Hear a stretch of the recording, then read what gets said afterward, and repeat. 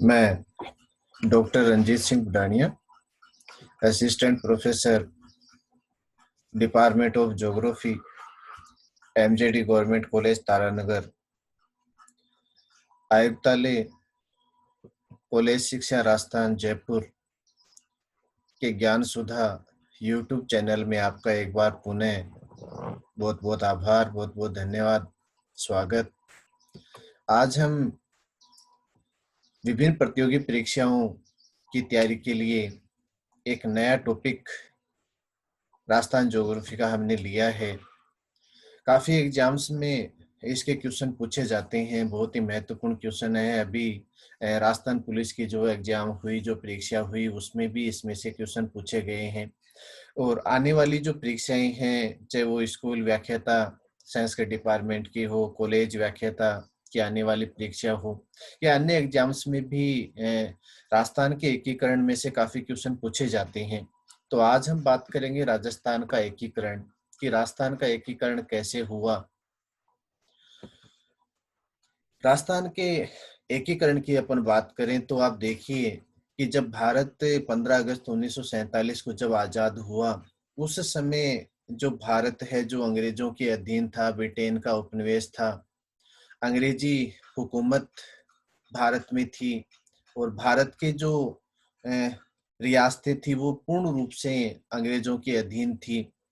तो भारत के स्वतंत्रता आंदोलन के बाद जब ऐसी स्थिति बनी कि भारत को आजाद करना होगा, भारत को दासता से मुक्त करना होगा, तो उस समय एक सबसे मुख्य जो समस्या थी कि भारत की जो रियासतें थी, जैसे राजस्थान की यदि अपन बात कहें, तो जब 15 अगस्त 1947 को जब भारत आजाद हुआ, उस समय राजस्थान में रियासतों की जो कंडीशन थी, जो स्थिति थी, वो थी कि भारत में 19 रियासतें, 3 ठिकाने और एक अंग्रेज शासित प्रदेश।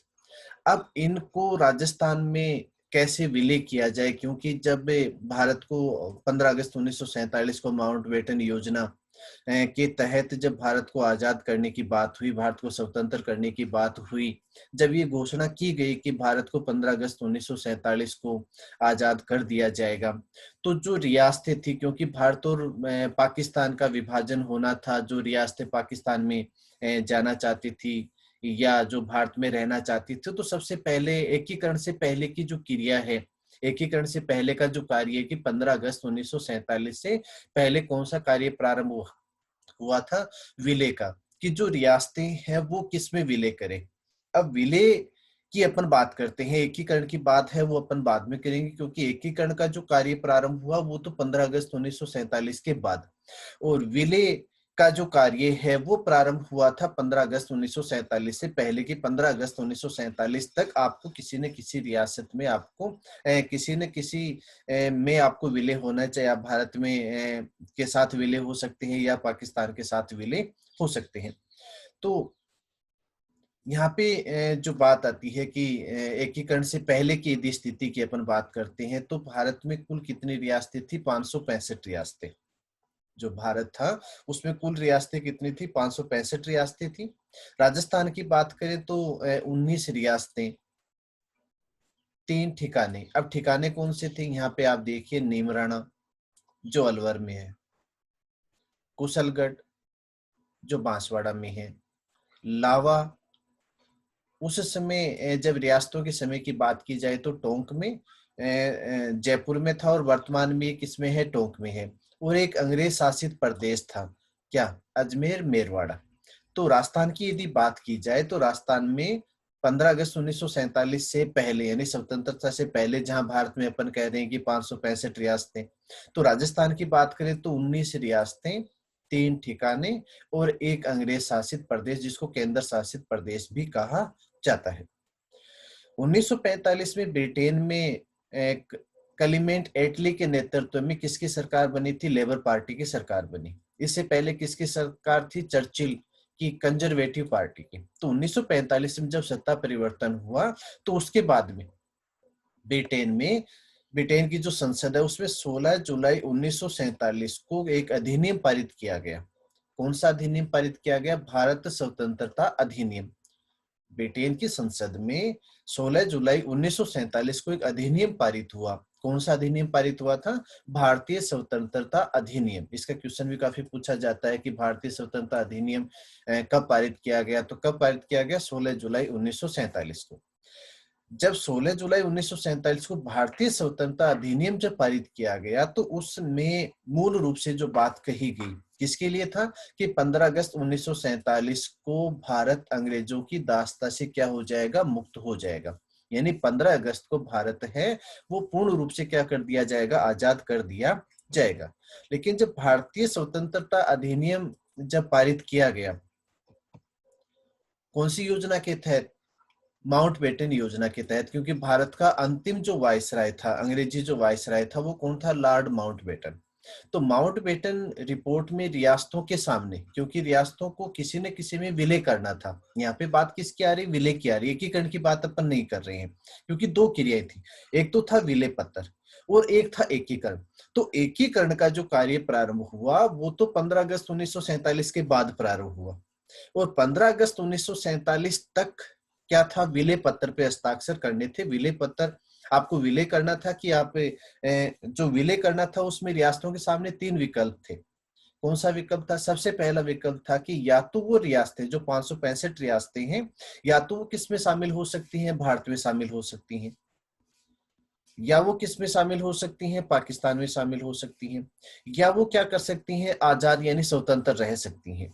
माउंटबेटन योजना में रियासतों के सामने तीन विकल्प थे। जो 565 रियासतें थी, और राजस्थान की बात करें तो 19 जो रियासतें थी, 19 रियासतें, 3 ठिकाने, एक अंग्रेज शासित प्रदेश।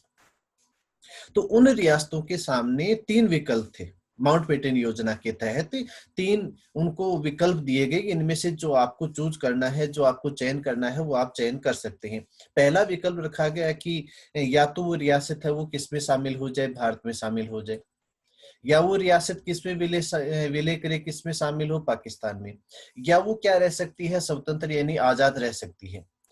इन विकल्पों के कारण यदि ये विकल्प शामिल किए जाए कि जो रियासत है वो आजाद रहे, स्वतंत्र रहे, तो ऐसी स्थिति में क्या होगा? क्या हो सकता था? ये हो सकता था कि भारत है वो अनेक टुकड़ों में विभाजित हो सकता था, और इन टुकड़ों से बचाने के लिए कौन सा कार्य प्रारंभ किया गया? एकीकरण का कार्य प्रारंभ किया गया कि रियासतें, अधिकांश रियासतें यदि ये कहें कि हम स्वतंत्र रहेंगे, तीसरा विकल्प यदि वो चयन करते हैं, तीसरे विकल्प को यदि वो महत्व देते हैं, तीसरे विकल्प की ओर यदि जाते हैं, तो भारत का विभाजन क्या होगा? अनेक देशों में, यानी भारत क्या हो जाएगा? टुकड़ों में विभाजित हो जाएगा। अब इस समस्या के निराकरण के लिए क्या किया गया? भारत का एकीकरण प्रारंभ किया गया। विलय के साथ कौन सी क्रिया प्रारंभ हुई? विलय के बाद कौन सी क्रिया प्रारंभ हुई? एकीकरण की क्रिया प्रारंभ हुई। यानी 15 अगस्त 1947 के बाद कौन सा कार्य प्रारंभ हुआ है? विलय का, एकीकरण का कार्य प्रारंभ हुआ। और रियासतों का एकीकरण करने के लिए एक आयोग बनाया गया। कौन सा आयोग? रियासत आयोग। ये क्वेश्चन काफी एग्जाम्स में पूछा हुआ है। रियासत आयोग, रियासतों का एकीकरण करने के लिए कौन से आयोग का गठन किया गया? रियासत आयोग का गठन किया गया। और इस रियासत आयोग का गठन कब किया गया? 5 जुलाई 1947 को। ये तिथि है वो आपको याद रखनी है, काफी एग्जाम्स में पूछी जाती है कि रियासतों का एकीकरण करने के लिए कौन से आयोग का गठन किया गया? रियासत आयोग। रियासत आयोग का गठन कब किया गया? कब किया गया? 5 जुलाई 1947 को। उस रियासत आयोग का जो अध्यक्ष है वो किसको बनाया गया था? सरदार वल्लभ भाई पटेल को। ये क्वेश्चन भी काफी एग्जाम से पूछा हुआ है कि रियासत आयोग का जो अध्यक्ष है वो कौन है या कौन था? रियासत आयोग का जो अध्यक्ष है वो किसको बनाया गया था? सरदार वल्लभ भाई पटेल को। और सरदार वल्लभ भाई पटेल को क्वेश्चन काफी पूछा भी जाता है कि सरदार वल्लभ भाई पटेल को क्या कहा जाता है?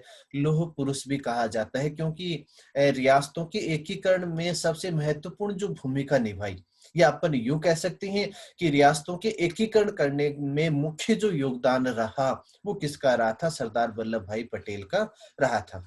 और जिसको भारत का क्या कहा जाता है? बिस्मार्क भी कहा जाता है। यानी इस महत्वपूर्ण साहसी कार्य के को पूर्ण करने के कारण सरदार वल्लभ भाई पटेल को किसकी संज्ञा दी गई है? लौह पुरुष भी कहा जाता है, उसको भारत का बिस्मार्क भी कहा जाता है। ये क्वेश्चन भी एग्जाम्स में काफी पूछे हुए क्वेश्चन से हैं। फिर एक क्वेश्चन और बहुत महत्वपूर्ण क्वेश्चन पूछा जाता है कि रियासत आयोग का सचिव, तो रियासत आयोग का जो सचिव है वो किसको बनाया गया था? वीपी मेनन को, क्योंकि वीपी मेनन उस समय माउंटबेटन, जो लॉर्ड माउंटबेटन जो अंतिम अंग्रेजी वायसराय था, उसका क्या था? संवैधानिक सलाहकार। रियासत आयोग का जो सचिव बनाया गया वो किसको बनाया गया? वीपी मेनन को। और वीपी मेनन को रियासत आयोग का सचिव क्यों बनाया गया? उसके पीछे का जो कारण है कि जो वीपी मेनन है वो लॉर्ड माउंटबेटन का संवैधानिक सलाहकार था, और संवैधानिक सलाहकार होने के कारण और इस रियासतों का विलय या एकीकरण करने के लिए या रियासतों को शामिल करने के लिए जो मुख्य जो कार्य है वो लॉर्ड माउंटबेटन के द्वारा ही किया जा रहा था। इसलिए वीपी मेनन को, जो माउंटबेटन के संवैधानिक सलाहकार थे, उनको ही किसके रूप में शामिल किया गया? इस आयोग के सचिव के रूप में। तो रियासत आयोग का गठन कब? 5 जुलाई 1947 को। रियासत आयोग का अध्यक्ष किसको बनाया गया? सरदार वल्लभ भाई पटेल को। रियासत आयोग का सचिव किसको बनाया गया? वीपी मेनन को। अब बात जो आती है कि रियासतों का विलय करना था, विलय करने के साथ में कौन सी बात थी कि यदि रियासतें तीसरा विकल्प यदि चयन करती हैं, स्वतंत्र रहने की बात करती हैं, तो भारत का विभाजन क्या हो जाएगा? अनेक टुकड़ों में हो जाएगा, अनेक देशों का बनेगा, एक मूल समस्या यहाँ पे उत्पन्न होती।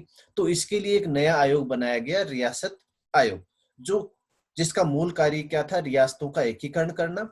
और रियासत आयोग का अध्यक्ष किसको बनाया? सरदार वल्लभ भाई पटेल को। सचिव किसको बनाया गया? वीपी मेनन को। इसके बाद में क्रिया प्रारंभ होती है, कार्य प्रारंभ होता है रियासतों के विलय का। विलय की यदि अपन बात करते हैं तो आप देखिए, अभी अपन ने बात की कि भारत में एकीकरण के समय कितनी रियासतें थी? 565 रियासतें थी जब एकीकरण प्रारंभ हुआ। एकीकरण प्रारंभ यानी अपन कह सकते हैं कि 15 अगस्त 1947 को भारत में स्थिति क्या थी? 565 रियासतें थी। जो विलय पत्र की अपन बात कर रहे हैं माउंटबेटन योजना के तहत, उसमें कितनी रियासतों ने हस्ताक्षर किए थे? 562 रियासतों ने। जब विलय पत्र पे अपन बात कर रहे हैं कि विलय पत्र पे समय दिया गया था कि 15 अगस्त 1947 तक आपको क्या करना है? 14 अगस्त 1947, 15 अगस्त से पहले, यानी 15 अगस्त को आजाद किया जाएगा, तो 14 अगस्त तक आपको विलय करना है। या पाकिस्तान के साथ जा सकती हैं, आप भारत के साथ जा सकते हैं, आप स्वतंत्र रह सकती हैं। तो 565 रियासतें जो भारत में थी, उनमें से 562 रियासतों ने क्या कर दिए? विलय पत्र पे हस्ताक्षर किए। अब वो 3 रियासतें कौन सी थी जिन्होंने विलय पत्र पे हस्ताक्षर नहीं किए? यानी न तो वो भारत में रहने की इच्छुक थी, न वो पाकिस्तान में रहने की इच्छुक थी, वो स्वतंत्र रहने की इच्छुक थी। तो विलय पत्र पे जिन्होंने हस्ताक्षर नहीं किए उनमें कश्मीर, हैदराबाद और जूनागढ़, जो वर्तमान में गुजरात में है। तो कश्मीर, हैदराबाद और जूनागढ़, ये 3 रियासतें ऐसी थी जिन्होंने विलय पत्र पे हस्ताक्षर नहीं किए। भारत की क्षेत्रफल की दृष्टि से 565 रियासतों की अपन बात कर रहे हैं, तो भारत की क्षेत्रफल की दृष्टि से सबसे बड़ी जो रियासत थी वो कौन सी थी? हैदराबाद। हैदराबाद का जो निजाम है, तो सबसे बड़ी जो रियासत थी वो हैदराबाद, जबकि सबसे छोटी जो रियासत थी वो बिलवारी। बिलवारी कहाँ पे है? मध्य प्रदेश। कई बार क्वेश्चन पूछ लिया जाता है कि भारत की सबसे बड़ी रियासत, यहाँ राजस्थान की बात नहीं कर रहे, यहाँ भारत की बात कर रहे हैं।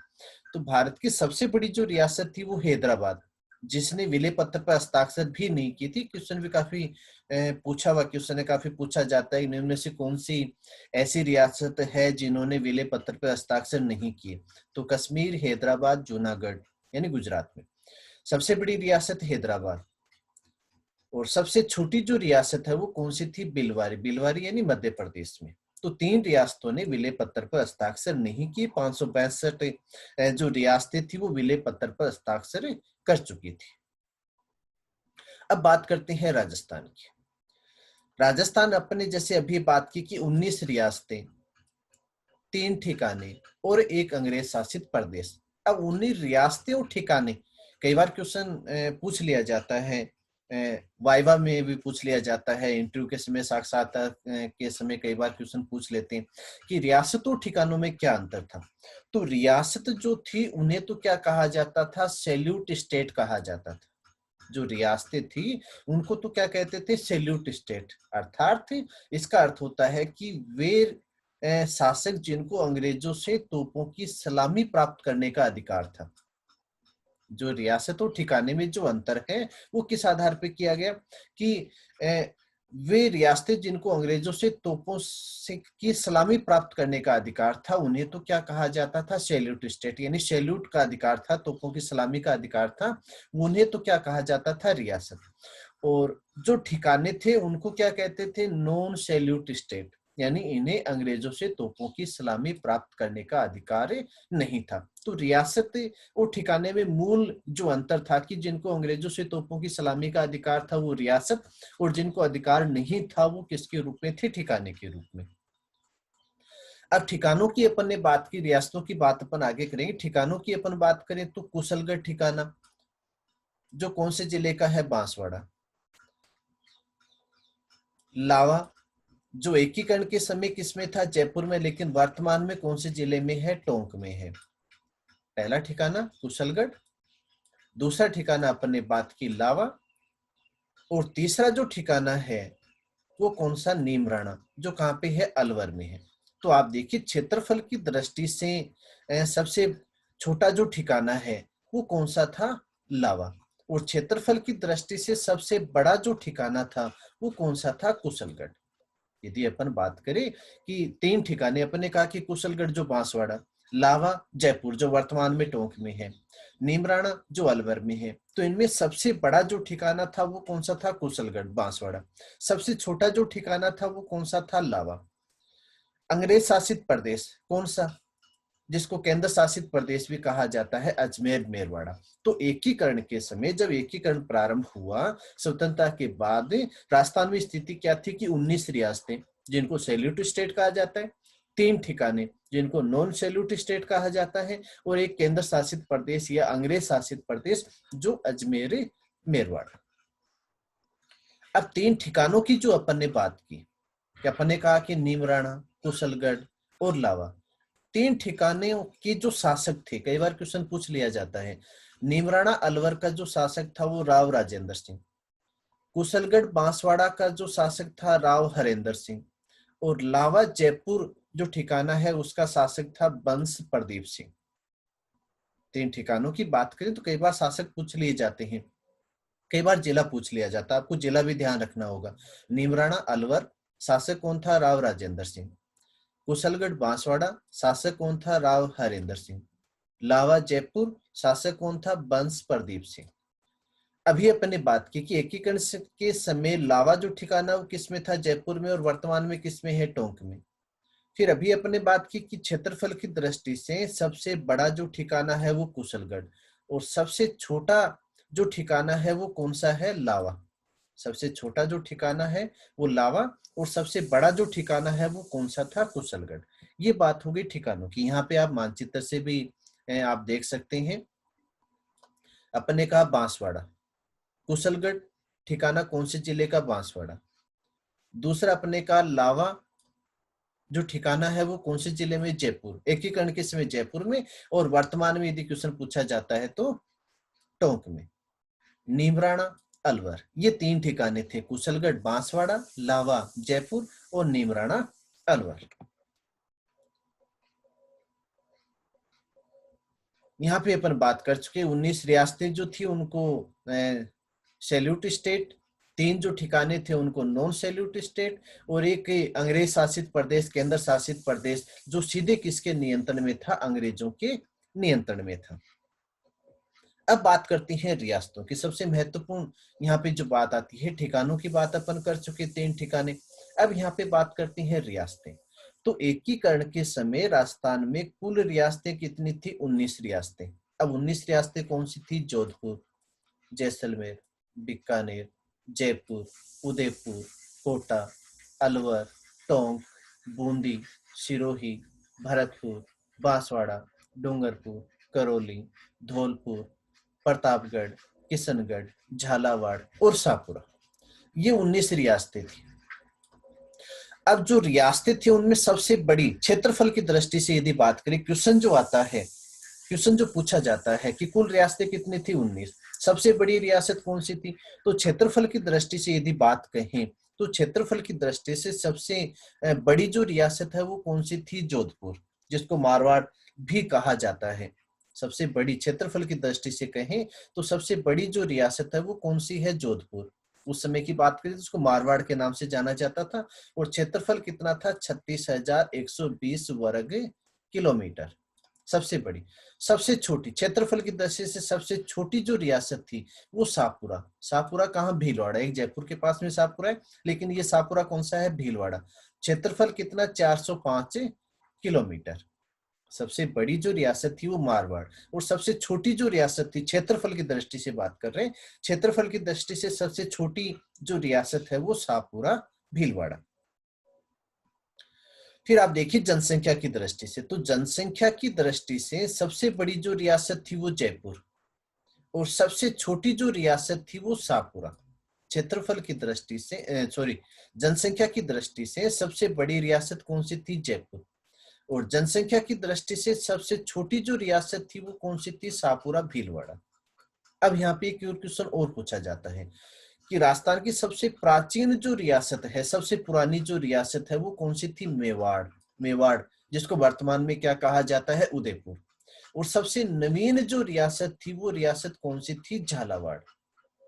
सबसे प्राचीन जो रियासत थी, सबसे पुरानी जो रियासत थी वो मेवाड़ यानी उदयपुर, और सबसे नवीन जो रियासत थी वो कौन सी थी? झालावाड़। और यहाँ पे क्वेश्चन बहुत अच्छा क्वेश्चन काफी एग्जाम से पूछा हुआ है कि झालावाड़ एकमात्र ऐसी रियासत थी जिसका निर्माण किसने किया था? अंग्रेजों ने 1838 में। बाकी जो रियासतें थी वो पहले से थी, लेकिन झालावाड़ को एक नई रियासत बनाया गया था कोटा से। कोटा से एक नई रियासत बनाई गई थी, कौन सी? झालावाड़। कब? 1838 में। और किसके द्वारा? अंग्रेजों के द्वारा। तो अंग्रेजों के द्वारा निर्मित एकमात्र रियासत कौन सी है? झालावाड़ है, जिसका निर्माण किसने किया था? अंग्रेजों ने 1838 में। तो 19 रियासतें, जिसमें सबसे क्षेत्रफल की दृष्टि से सबसे बड़ी रियासत मारवाड़ जोधपुर, क्षेत्रफल की दृष्टि से सबसे छोटी रियासत शाहपुरा भीलवाड़ा, जनसंख्या की दृष्टि से सबसे बड़ी रियासत जयपुर, जनसंख्या की दृष्टि से सबसे छोटी रियासत शाहपुरा भीलवाड़ा, सबसे प्राचीन पुरानी रियासत मेवाड़ उदयपुर, सबसे नवीन रियासत झालावाड़, एकमात्र ऐसी रियासत जिसका निर्माण किसने किया था? अंग्रेजों ने किया था। कब? 1838 में।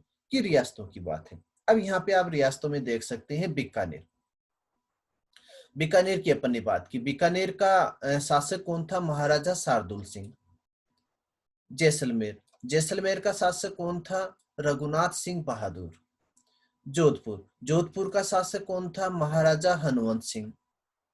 सिरोही, महाराव अभय सिंह। उदयपुर, महाराणा भूपाल सिंह। डूंगरपुर, महारावल लक्ष्मण सिंह। बांसवाड़ा, चंद्रवीर सिंह। प्रतापगढ़, महारावल अंबिका प्रताप। झालावाड़, महाराजा हरिश्चंद्र। शाहपुरा, राजा सुदर्शन देव। बूंदी, महाराजा बहादुर शाह। कोटा, महाराजा भीम सिंह। जयपुर, महाराजा मानसिंह द्वितीय। टोंक, जो एकमात्र मुस्लिम रियासत थी, नवाब अजीदुद्दौला। करौली, महाराजा गणेश पालदेव। धौलपुर, महाराजा उदयभान सिंह। भरतपुर, महाराजा विजेंद्र सिंह। अलवर, महाराजा तेज सिंह। ये जो 19 रियासतें थी उनके शासक, बीकानेर के शासक महाराजा शार्दुल सिंह, जैसलमेर के शासक महाराजा रघुनाथ सिंह बहादुर, जोधपुर के शासक महाराजा हनुमंत सिंह, सिरोही के शासक महाराजा अभय सिंह, उदयपुर के शासक महाराणा भूपाल सिंह, डूंगरपुर के शासक महारावल लक्ष्मण सिंह, बांसवाड़ा चंद्रवीर सिंह, प्रतापगढ़ महारावल अंबिका प्रताप, झालावाड़ महाराजा हरिश्चंद्र, कोटा महाराजा भीम सिंह, शाहपुरा राजा सुदर्शन देव, किशनगढ़ महाराजा सुमेर सिंह, टोंक एकमात्र मुस्लिम रियासत थी जहां पे पिंडारी शासक था, नवाब अजीजुद्दौला। करौली, महाराजा गणेश पाल सिंह पालदेव। धौलपुर, महाराजा उदयभान सिंह। भरतपुर, महाराजा विजेंद्र सिंह। और अलवर के शासक थे महाराजा तेज सिंह। ये 19 रियासतें थी, जिसमें 3 ठिकाने, अलवर ये नीमराणा, वर्तमान में टोंक जो लावा रियासत है उसमें जयपुर में थी, वर्तमान में किस में आती है, टोंक में आती है। और कुशलगढ़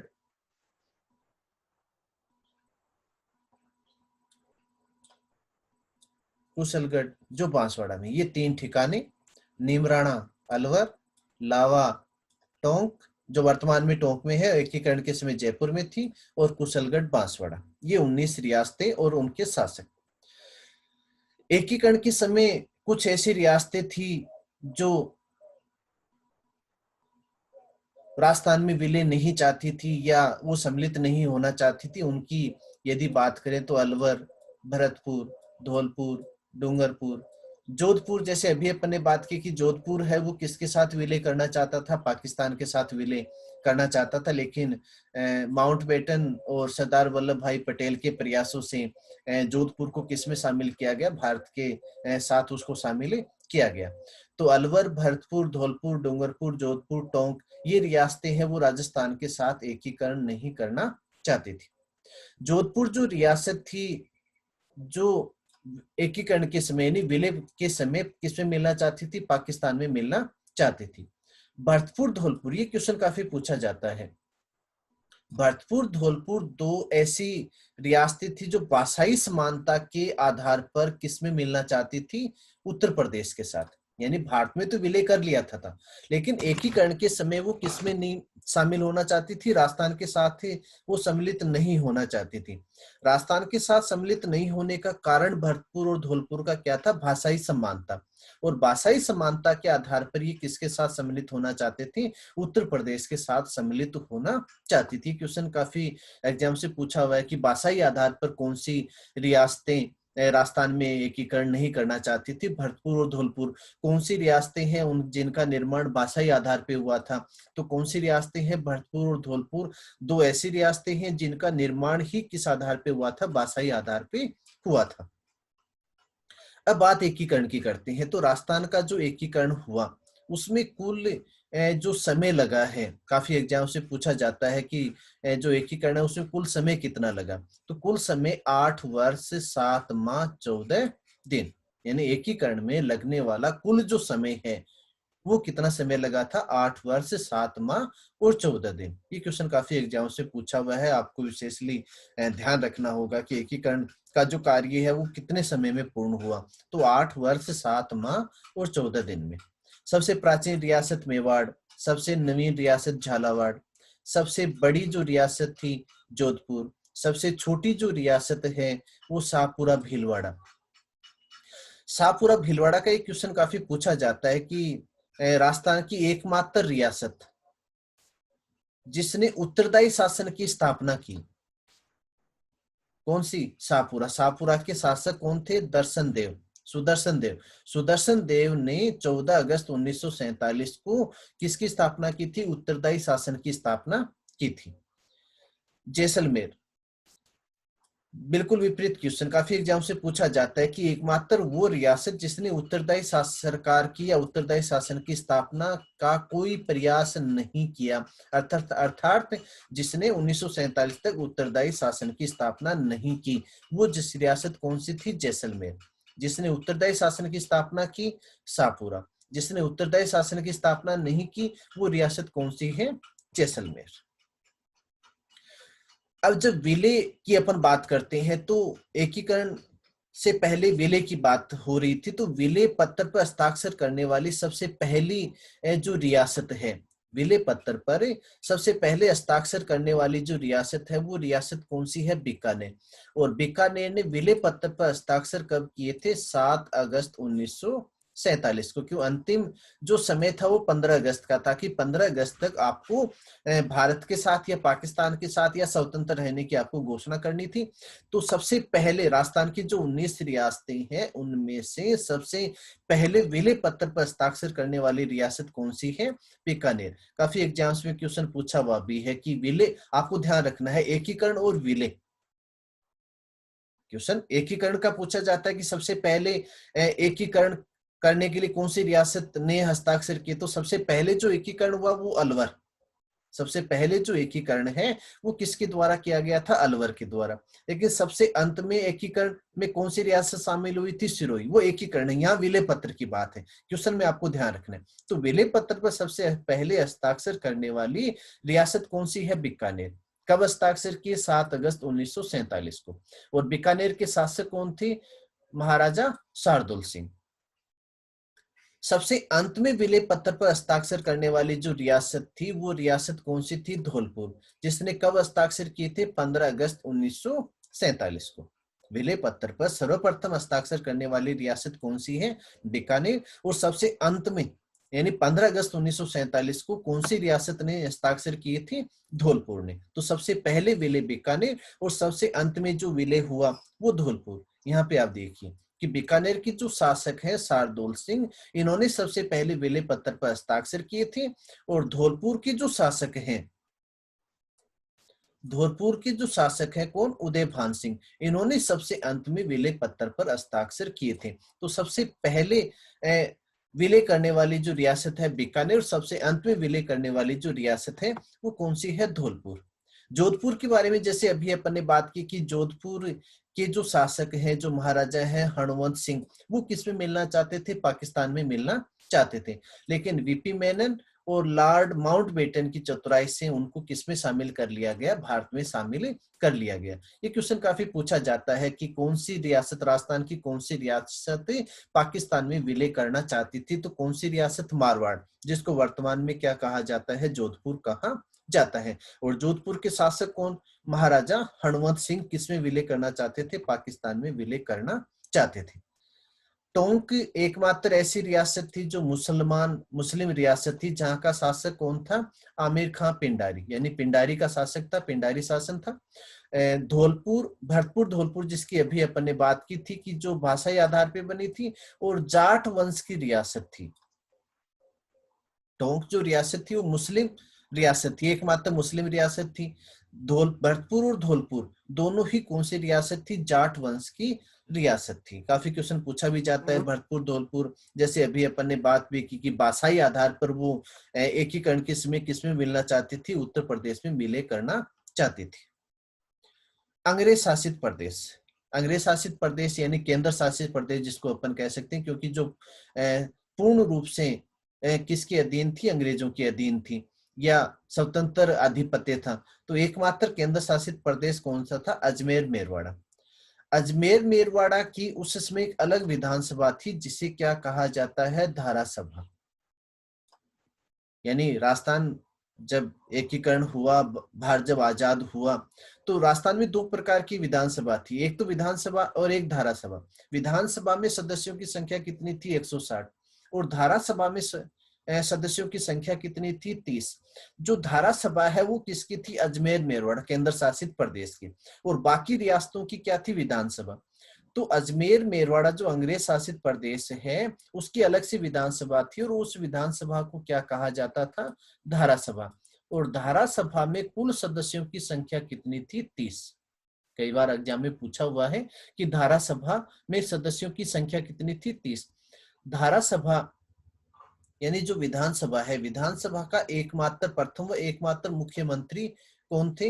हरिभाऊ उपाध्याय। काफी क्वेश्चन पूछा जाता है कि जो विधानसभा है, विधानसभा कौन सी? जो ये धारा सभा है, इसका एकमात्र और प्रथम जो मुख्यमंत्री बना वो कौन बना था? हरिभाऊ उपाध्याय। अजमेर मेरवाड़ा है वो सी श्रेणी का राज्य था। सी श्रेणी यानी जब भारत आजाद हुआ उस समय भारत की जो रियासतें थी, जो राज्य थे, उनको 3 श्रेणी में विभाजित किया गया था। अब 3 श्रेणियां कौन सी थी वो आप देखिए। सबसे पहले अपन बात करते हैं ए श्रेणी के राज्य। ए श्रेणी में वो राज्य आते थे जो प्रत्यक्ष रूप से किसके अधीन थे? ब्रिटिश सरकार के। और वहां का जो प्रमुख होता था उसे क्या कहा जाता था? राज्यपाल। यानी ए श्रेणी में वो राज्य शामिल किए गए थे, उन रियासतों को शामिल किया गया था जो पूर्ण रूप से या प्रत्यक्ष रूप से किसके नियंत्रण में थे? अंग्रेजों के नियंत्रण में थे या ब्रिटिश सरकार के नियंत्रण में थे। और वहां का जो प्रमुख होता था उसे क्या कहा जाता था? राज्यपाल। फिर दूसरा है बी श्रेणी के राज्य। बी श्रेणी में वो राज्य आते थे जो स्वतंत्रता के बाद छोटी छोटी रियासत, छोटी या बड़ी रियासतों को मिलाकर बनाया गया। जैसे अपन बात करें राजस्थान की, राजस्थान का जो निर्माण हुआ, जो गठन हुआ, वो किसको मिलाकर हुआ? रियासतों को मिलाकर हुआ।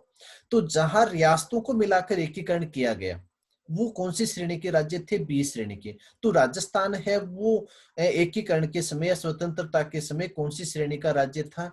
बी श्रेणी का राज्य था। और जहां का जो प्रमुख होता था, उससे राज्य का जो प्रमुख होता था उसे क्या कहा जाता था? राज प्रमुख कहा जाता था। फिर बात आती है सी श्रेणी। सी श्रेणी में वे छोटे राज्य आते थे जो ब्रिटिश काल में चीफ कमिश्नर के प्रांत कहलाते थे। यानी जो चीफ के जो क्षेत्र आते थे, चीफ प्रांत जो होते थे, जिन पर ब्रिटिश सरकार का पूर्ण नियंत्रण होता था, स्वतंत्र नियंत्रण होता था, जिसको केंद्र शासित प्रदेश के रूप में अपन कह सकते हैं। जैसे राजस्थान की बात करें तो अजमेर मेरवाड़ा।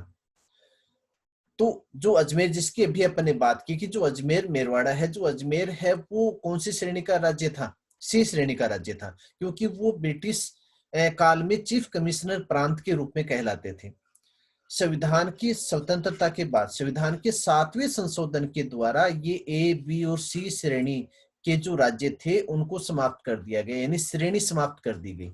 ये क्वेश्चन काफी एग्जाम से पूछा जाता है कि जो राज्यों की श्रेणी थी वो कौन से संविधान संशोधन के द्वारा उनको समाप्त किया गया? तो 7वें संविधान संशोधन के द्वारा। और जब श्रेणियां खत्म की गई, राज्यों की जो श्रेणियां थी, ए श्रेणी, बी श्रेणी और सी श्रेणी के जो राज्य थे, उन राज्यों की जब श्रेणियां खत्म की गई तो क्या हुआ?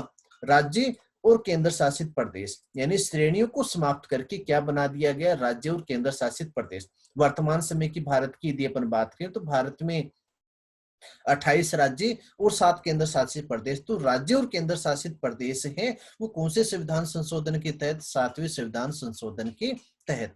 और इसी के तहत राष्ट्र प्रमुख का जो पद था वो समाप्त करके कौन सा पद बनाया गया? राज्यपाल का पद सर्जित किया गया। यानी राष्ट्र प्रमुख का जो पद था वो समाप्त कर दिया और कौन सा पद बनाया गया? नया पद सर्जित किया गया, राज्यपाल का। ये 3 श्रेणियां। ए श्रेणी में वो राज्य जो प्रत्यक्ष रूप से ब्रिटिश नियंत्रण में थे।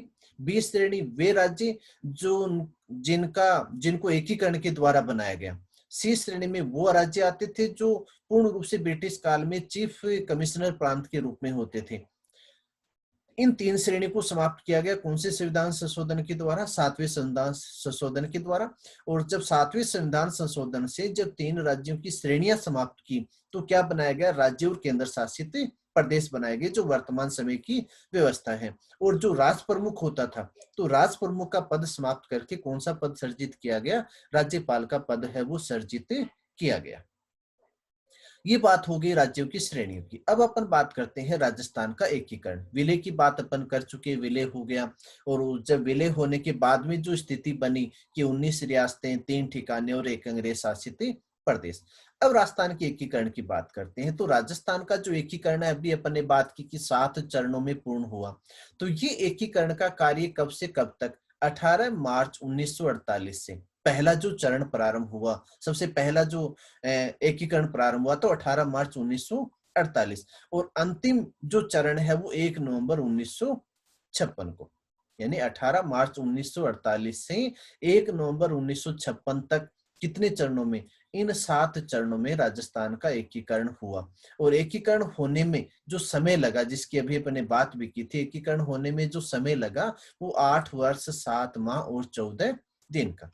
प्रथम चरण में मत्स्य संघ, दूसरा जो चरण हुआ उसमें पूर्व राजस्थान संघ, तृतीय चरण में संयुक्त राजस्थान, चतुर्थ चरण में वरहद राजस्थान, पंचम चरण में संयुक्त वरहद राजस्थान, इन दोनों को मिलाकर संयुक्त वरहद राजस्थान, षष्ठम चरण में राजस्थान संघ, और 7वां जो चरण है जिसमें वर्तमान राजस्थान या आधुनिक राजस्थान का निर्माण हुआ। तो ये चरण आपको याद रखने, इसका एक बहुत आसान सा सूत्र फार्मूला है।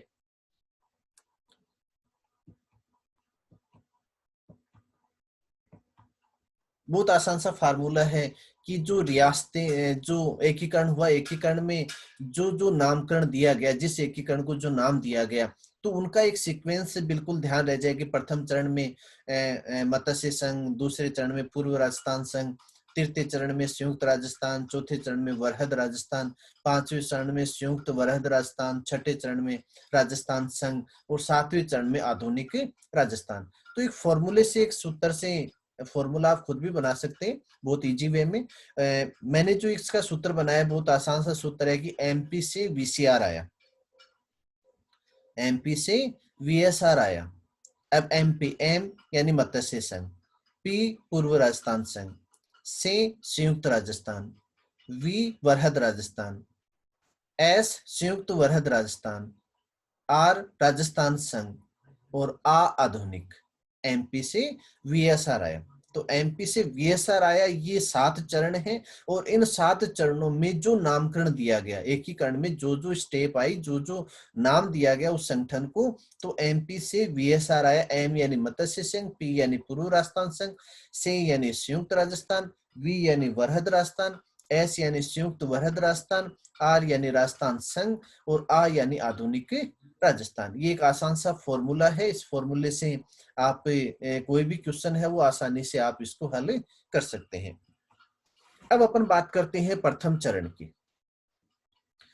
प्रथम चरण राजस्थान के एकीकरण का भी अपने बात की कि पहला जो चरण हुआ वो 18 मार्च 1948 को, 18 मार्च 1948 को प्रथम चरण, प्रथम जो चरण हुआ उसका नाम क्या रखा गया? मत्स्य संघ।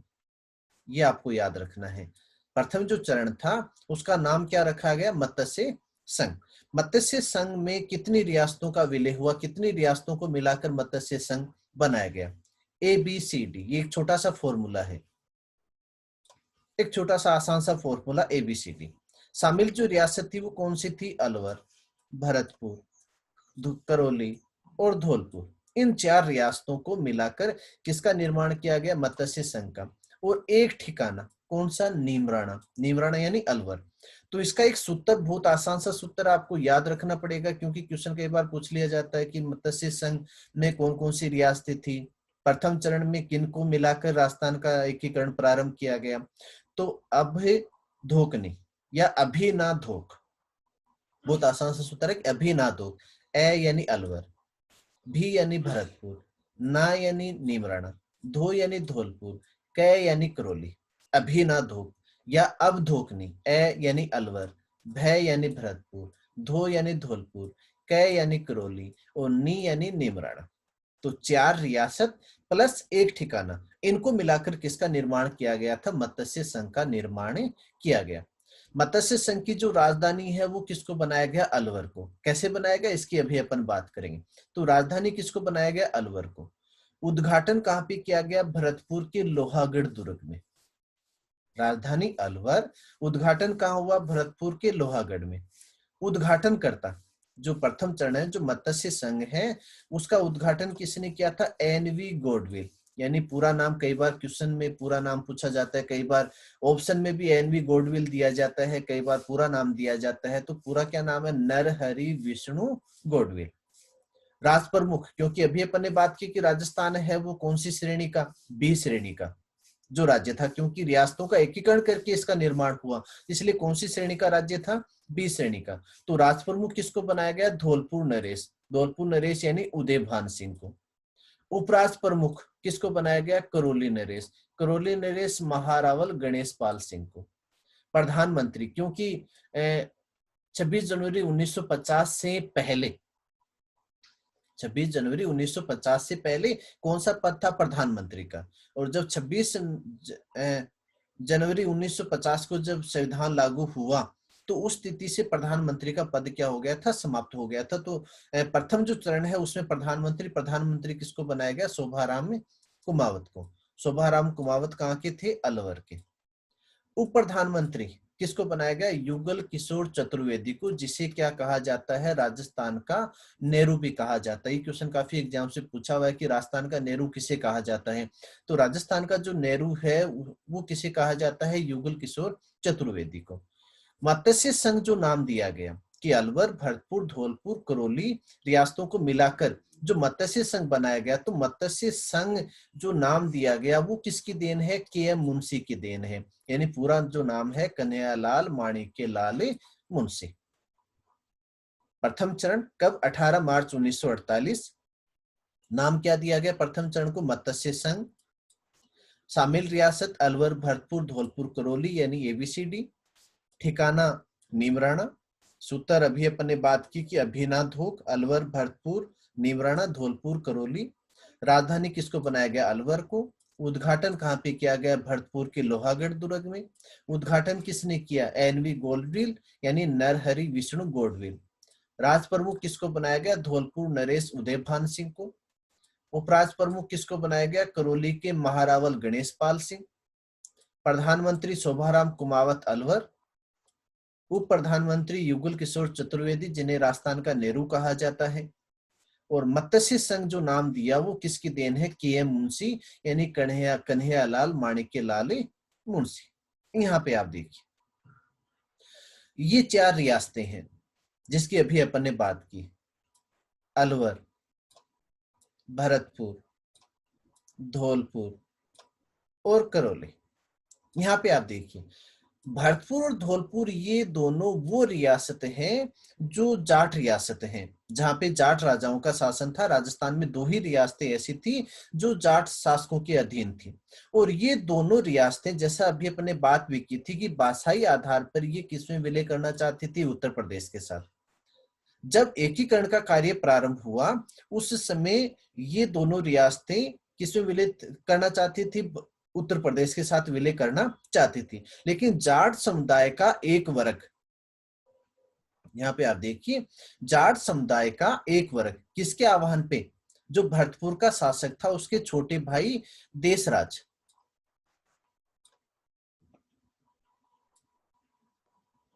जो भरतपुर का शासक था उसके छोटे भाई जो जाट नेता भी था, देशराज के आह्वान पर इसका एक प्रतिनिधि मंडल किसके साथ सम्मिलित हो गया? मत्स्य संघ के साथ सम्मिलित हो गया। क्योंकि मत्स्य संघ का उद्घाटन पहले कब होना था? 17 मार्च 1948 को। लेकिन भरतपुर धौलपुर दोनों ही जो शासक थे वो इस मत्स्य संघ को क्या मानते थे? जाट विरोधी मानते थे।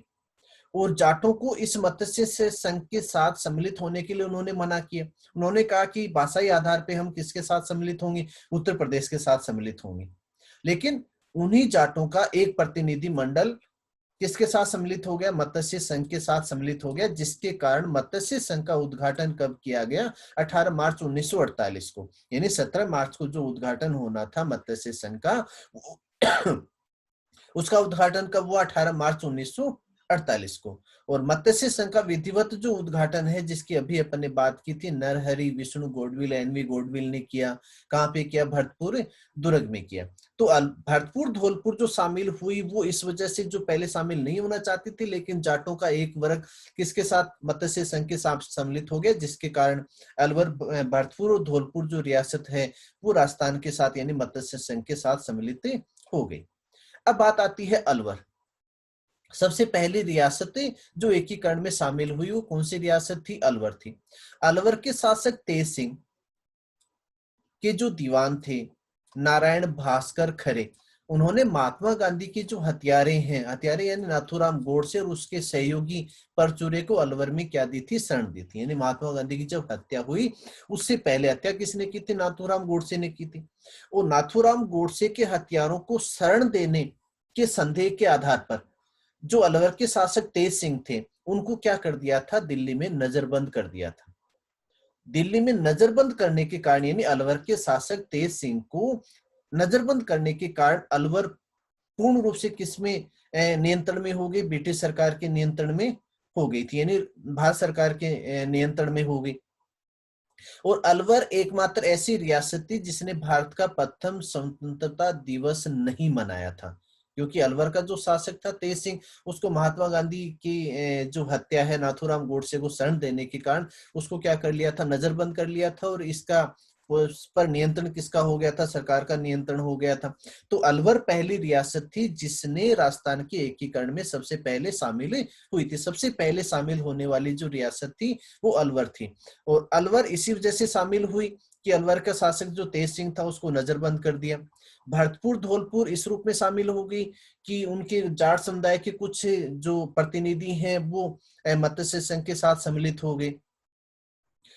जो करौली है उसके शासक,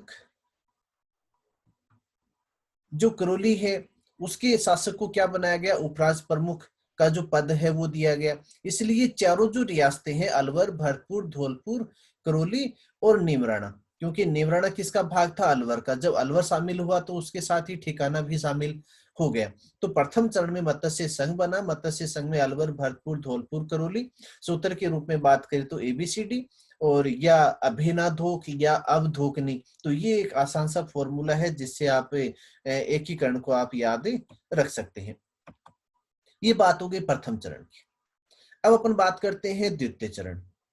दूसरा चरण जो है वो किसके रूप में, पूर्व राजस्थान संघ। दूसरे चरण में किसका गठन हुआ, पूर्व राजस्थान संघ।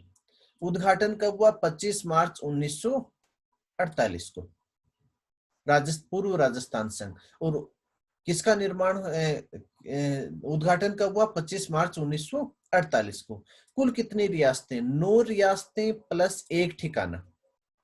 कितनी रियासतें शामिल हुई थी, 9 रियासतें शामिल हुई, और कितने ठिकाने, एक ठिकाने, यानी 9 रियासतें और एक ठिकाने को मिलाकर किसका निर्माण किया गया था, पूर्व राजस्थान संघ का। अब वो 9 रियासतें कौन सी थी, कोटा, बूंदी, झालावाड़, बांसवाड़ा, टोंक, प्रतापगढ़, शाहपुरा, किशनगढ़, डूंगरपुर, और ठिकाना कुशलगढ़, क्योंकि कुशलगढ़ किसका भाग था, बांसवाड़ा। जब बांसवाड़ा रियासत शामिल हो गई तो उसके साथ ठिकाना भी शामिल हो गया। बहुत आसान सा सूत्र है, कुशा बाबू की झाड़ू पर कोट। 9 रियासतों को याद करने, 9 रियासतें और ठिकाने, एक ठिकाने को याद करने के लिए बहुत आसान सा एक फार्मूला है, कुशा बाबू की झाड़ू पर कोट। कु यानी कुशलगढ़, सा यानी शाहपुरा, बा यानी बांसवाड़ा, बू यानी बूंदी, की यानी किशनगढ़, झा यानी झालावाड़, डू यानी डूंगरपुर, पर यानी प्रतापगढ़, को यानी कोटा, और टे यानी टोंक। तो कुशा बाबू की झाड़ू पर कोट। उद्घाटन कहाँ पे हुआ, कोटा दुर्ग में।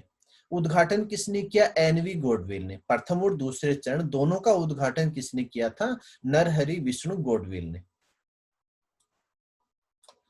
राज प्रमुख किसको बनाया गया, महाराव भीम सिंह, जो कोटा के शासक थे। क्योंकि भीम सिंह हाड़ौती संघ का निर्माण करना चाहते थे, इसलिए इनको कौन सा पद दिया गया, राज प्रमुख का पद दिया गया। कौन से चरण में, पूर्व राजस्थान संघ यानी द्वितीय चरण में। उपराज प्रमुख किसको बनाया गया, बूंदी नरेश बहादुर सिंह को। प्रधानमंत्री गोकुल लाल असावा, जो कहाँ के थे, शाहपुरा के। राजधानी किसको बनाया गया, कोटा को। और बांसवाड़ा के शासक, ये क्वेश्चन काफी एग्जाम से पूछा जाता है कि बांसवाड़ा के किस शासक ने एकीकरण या विलय के समय उन्होंने एक वाक्य कहा था, एक लाइन उन्होंने लिखी थी कि मैं अपने डेथ वारंट पर हस्ताक्षर कर रहा हूं। जब उन्होंने एकीकरण के लिए अपने हस्ताक्षर किए, विलय के लिए जब हस्ताक्षर किए, किसने, बांसवाड़ा के शासक चंद्रवीर सिंह ने। तो बांसवाड़ा के शासक चंद्रवीर सिंह ने जब विलय पत्र पर हस्ताक्षर किए तो उन्होंने क्या लिखा था कि मैं अपने डेथ वारंट पर हस्ताक्षर कर रहा हूं। तो दूसरा जो चरण है, पूर्व राजस्थान संघ, उद्घाटन कब हुआ, 25 मार्च 1948। कितनी रियासतें, 9 रियासतें। कितने ठिकाने, एक ठिकाने। उद्घाटन किस में हुआ, कोटा दुर्ग में हुआ। उद्घाटन किसने किया, एनवी गोडविल ने किया। राज प्रमुख किसको बनाया गया, महाराव भीम सिंह, कोटा। उपराज प्रमुख किसको बनाया गया, बहादुर सिंह, बूंदी। प्रधानमंत्री गोकुलाल असावा, शाहपुरा। राजधानी किसको बनाया गया, कोटा को। चंद्रवीर सिंह ने विलय पत्र पर हस्ताक्षर करते हुए क्या लिखा कि मैं आज अपने डेथ वारंट पर हस्ताक्षर कर रहा हूं। ये दूसरा चरण है जिसमें अपन ने बात की कि बांसवाड़ा, कुशलगढ़ ठिकाना, डूंगरपुर, प्रतापगढ़, झालावाड़, कोटा, बूंदी, शाहपुरा, टोंक और किशनगढ़। ये दूसरा चरण जिसमें ये रियासतें हैं वो शामिल हुई है। अब दूसरे चरण में उदयपुर मेवाड़ जो रियासत है उसको भी शामिल करने की बात थी, लेकिन मेवाड़ के जो शासक हैं कौन, भोपाल सिंह। दूसरे चरण में कौन सी रियासत को भी शामिल करने की बात थी, मेवाड़ को भी शामिल करने की बात थी, क्योंकि दूसरे चरण का जो उद्घाटन है वो कब होना था, 23 मार्च 1948 को। लेकिन इसका उद्घाटन कब किया गया, 25 मार्च को। कारण कि महाराणा भोपाल सिंह ने राजस्थान में शामिल होने के लिए 3 शर्तें उन्होंने रखी थी। यदि उन शर्तों पर विचार किया जाए तो वो राजस्थान के साथ एकीकरण कर सकते हैं, राजस्थान के साथ वो सम्मिलित हो सकते हैं। तो महाराणा भोपाल सिंह की तीन जो शर्तें राजस्थान में शामिल होने के लिए वो कौन सी थी? कि मेवाड़ के महाराणा को संयुक्त राजस्थान संघ का वंशानुगत राज प्रमुख बनाया जाए। यदि वो वंशानुगत राज प्रमुख बनाते हैं तो वो राजस्थान में शामिल हो सकते हैं। उदयपुर को राजस्थान संघ की राजधानी बनाया जाए, जो पूर्व राजस्थान संघ है उसको उदयपुर की राजधानी बनाया जाए, और मेवाड़ के महाराणा को 20 लाख रुपया है वो पृथ्वी वर्ष के रूप में दिया जाए। यानी मेवाड़ के जो महाराणा भोपाल सिंह हैं वो राजस्थान में एकीकरण उसी अवस्था में करेंगे जब उनकी तीन शर्तों को माना जाए। तीन शर्तें उन्होंने रखी, कौन सी? कि मेवाड़ के महाराणा को संयुक्त राजस्थान संघ का वंशानुगत राज प्रमुख बनाया जाए, पूर्व राजस्थान संघ कि उसको राजधानी बनाए, उदयपुर यदि राजधानी बनती है तो वो पूर्व राजस्थान संघ के साथ सम्मिलित हो सकते हैं, लेकिन संयुक्त राजस्थान में उनको वंशानुगत यानी राज प्रमुख का जो पद है वो किसको दिया जाएगा? उदयपुर महाराणा या मेवाड़ के महाराणा को दिया जाए, और मेवाड़ के महाराणा को 20 लाख रुपया वार्षिक दिया जाना चाहिए। इन शर्तों को माना गया। इन शर्तों को जब माना गया तो तीसरे चरण में पूर्व राजस्थान संघ के साथ कौन सी एकमात्र रियासत सम्मिलित हुई थी? उदयपुर। यानी तीसरे चरण में किसका गठन हुआ? संयुक्त राजस्थान का। और संयुक्त राजस्थान का गठन जब हुआ तो उसमें केवल एकमात्र रियासत सम्मिलित की गई थी, कौन सी? उदयपुर। तो पूर्व राजस्थान संघ में कितनी रियासत? 9 रियासत एक ठिकाने प्लस उदयपुर। तो तीसरे चरण तक यानी 18 अप्रैल 1948 तक कितनी रियासतों का विलय हो गया था? 10 रियासतें और 10 रियासतें और 2 ठिकाने। 10 रियासतें 10 रियासतें और 1 ठिकाने का विलय हो गया था।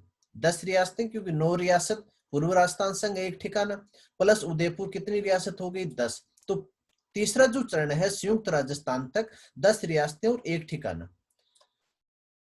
रियासत कौन सी थी? उदयपुर, जिसको मेवाड़, जिसको वर्तमान में क्या कहा जाता है? उदयपुर कहा जाता है। और पूर्व राजस्थान संघ में उदयपुर का जब विलय हुआ तो उसे क्या नाम दिया गया? संयुक्त राजस्थान। उद्घाटन किसने किया? पंडित जवाहरलाल नेहरू ने। राज प्रमुख किसको बनाया गया? उदयपुर नरेश महाराणा भोपाल सिंह को आजीवन। आगे वाले सभी चरणों में जब राज प्रमुख का पद समाप्त होता है तब तक राज प्रमुख का जो पद है वो किसको दिया गया था? भोपाल सिंह को दिया गया, तो महाराणा भोपाल सिंह। उपराज प्रमुख किसको बनाया गया? उपराज प्रमुख है वो किसको बनाया गया? कोटा नरेश भीम सिंह को। तो तीसरे चरण से आगे वाले सभी चरणों में जो उपराज प्रमुख है वो किसको पद है वो किसको दिया गया? कोटा नरेश भीम सिंह को। प्रधानमंत्री है वो किसको बनाया गया? माणिक्य लाल वर्मा को, जो कहाँ के हैं? उदयपुर के हैं। राजधानी किसको बनाया गया? उदयपुर। तीसरे चरण की बात करें तो संयुक्त राजस्थान 18 अप्रैल 1948 में 3 चरण हुए थे। पूर्व राजस्थान संघ प्लस उदयपुर को मिलाकर किसका गठन किया गया? संयुक्त राजस्थान का। उद्घाटन किसने किया? जवाहरलाल नेहरू। राज प्रमुख किसको बनाया गया? महाराणा भोपाल सिंह उदयपुर को। उपराज प्रमुख कोटा नरेश भीम सिंह। प्रधानमंत्री माणिक्य लाल वर्मा उदयपुर। और राजधानी किसको बनाया गया? उदयपुर को। ये तीसरा चरण है। अब यहाँ पे आप देखिए कि माणिक्य लाल वर्मा को संयुक्त राजस्थान का जो प्रधानमंत्री बनाया गया, माणिक्य लाल वर्मा को संयुक्त राजस्थान का जो प्रधानमंत्री बनाया गया वो किसकी सिफारिश पर बनाया गया? पंडित जवाहरलाल नेहरू की सिफारिश पर। ये क्वेश्चन कई बार पूछा हुआ कि माणिक्य लाल वर्मा को संयुक्त राजस्थान का प्रधानमंत्री किसकी सिफारिश पर? किसकी सिफारिश पर? माणिक्य लाल वर्मा की सिफारिश पर बनाया गया था। ये तीसरा चरण जिसमें केवल कौन सी रियासत है वो शामिल हुई थी? उदयपुर जो रियासत है उसको शामिल किया गया था। बाकी जो रियासतें हैं 9 रियासतें पहले से 1 ठिकाना प्लस उदयपुर। तो तीसरे चरण तक कुल कितनी रियासतें हो गई? 10 रियासतें और 1 ठिकाना। अब यहाँ पे एक बार के लिए अपन संक्षिप्त में बात करते हैं 3 चरणों तक की। आगे की बात अपन आगे के उसमें करेंगे। प्रथम चरण में अपन ने बात की थी कि 18 मार्च 1948 किसका गठन किया गया? मत्स्य संघ का। किसको मिलाकर? अलवर, भरतपुर, धौलपुर, करौली और नीमराणा। मुख्यमंत्री शोभाराम कुमावत। राज प्रमुख धौलपुर नरेश उदय भान सिंह। नामकरण किसने किया? के एम मुंशी, कन्हैयालाल माणिक्यलाल मुंशी। उद्घाटन किसने किया? नरहरि विष्णु गौडवेल ने। दूसरा चरण 25 मार्च 1948, पूर्व राजस्थान संघ। कितनी रियासतें? 9 रियासतें प्लस एक ठिकाना। प्रधानमंत्री किसको बनाया? गोकुललाल असावा को। राष्ट्र प्रमुख कोटा नरेश भीम सिंह। उद्घाटन किसने किया? एनवी गॉडविल। तीसरा चरण 18 अप्रैल 1948, किसका गठन हुआ? संयुक्त राजस्थान का। कितनी रियासतों को? उदयपुर को। तो 9 प्लस 1 10, यानी तीसरे चरण तक कितनी रियासत हो गई थी? 10 और एक ठिकाना। प्रधानमंत्री किसको बनाया गया? माणिक्य लाल वर्मा उदयपुर को। राष्ट्र प्रमुख किसको बनाया गया? उदयपुर नरेश महाराणा भूपाल सिंह को। और उद्घाटन किसने किया था? पंडित जवाहरलाल नेहरू ने। ये अपन अब तक की अपन ने बात की कि राजस्थान का जो एकीकरण है वो कैसे हुआ और कितने चरणों में हुआ। तो राजस्थान का एकीकरण है कुल 7 चरणों में हुआ, और इस वीडियो में अपन ने बात की है 3 चरणों की। आगे की चरणों की अपन बात करेंगे अगले वीडियो में, जिसमें अपन विस्तार से चर्चा करेंगे कि जो चरण है 30, चौथा, पांचवा, छठा, सातवां जो चरण है, कैसे राजस्थान का एकीकरण पूर्ण होता है, कैसे राजस्थान के जो जिले हैं वो बनते हैं। तो आगे की जो वीडियो होगा उसमें राजस्थान के आगे के चरणों की अपन बातें करेंगे।